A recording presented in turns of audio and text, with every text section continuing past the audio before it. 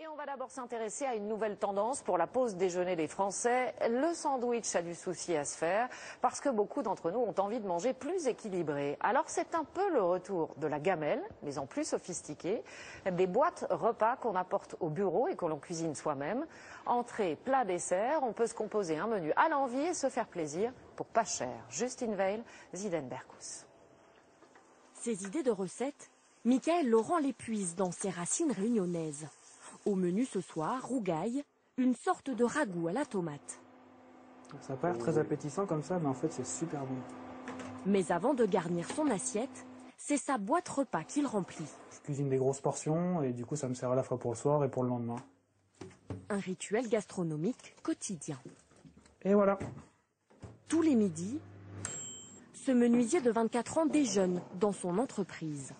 C'est économique, ça me permet de ne pas acheter à manger à l'extérieur, ça me permet aussi de varier. J'aime bien cuisiner, donc en plus je me fais plaisir et c'est équilibré.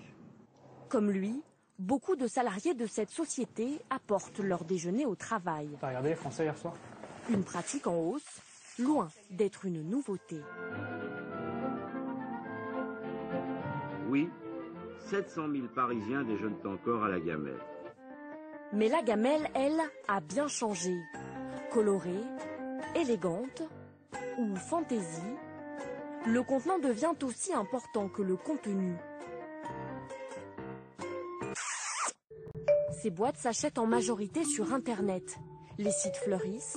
Sur certains, on peut même les personnaliser entièrement. Dans cet entrepôt près de Reims, on traite 40 commandes par jour. Sur les étagères, des milliers de boîtes entassées. Une diversité de formes et de couleurs indispensable, car selon la patronne, le goût des Français pour la boîte repas n'a plus de limite. On a des clients qui achètent différentes couleurs pour aller avec chaque vêtement du jour. Oui, c'est possible. Des boîtes qui coûtent entre 10 et 30 euros. Pour l'entreprise, c'est un succès. Les ventes ont été multipliées par 4 en seulement 3 ans. Toutes ces boîtes sont fabriquées au Japon, où on les appelle des bento. Déjeuner au bureau là-bas, c'est une coutume que nous fait découvrir Chihiro Masui. Elle est japonaise et écrit des livres de recettes. Son conseil pour une boîte repas réussie, une bonne cuisson. Comme on ne sait pas à quelle température ça va être transporté, et vous ne savez pas non plus quand il va être mangé, donc tout doit être bien cuit. Puis vient le dressage. Un par un, les aliments sont assemblés pour composer le bento. La racine de lotus. Une technique subtile, mais qui pour elle n'a rien d'exceptionnel. Le bento, c'est pas un art, c'est quelque chose qu'on fait tous les jours. C'est comme si vous disiez qu'un jambon beurre, c'est un art subtil un peu. Et pour les gastronomes paresseux, il existe même des restaurants où on peut acheter son bento tout préparé. Aujourd'hui, décidément, rien de plus simple que de déjeuner dans sa boîte. Alors, plus globalement, les habitudes des Français ont-elles changé pour la pause déjeuner? A-t-on moins de temps, moins d'argent? Margot Manière, notre spécialiste conso, nous a rejoint sur ce plateau. Margot, bonjour. Bonjour Alice. Quelles sont les nouvelles tendances?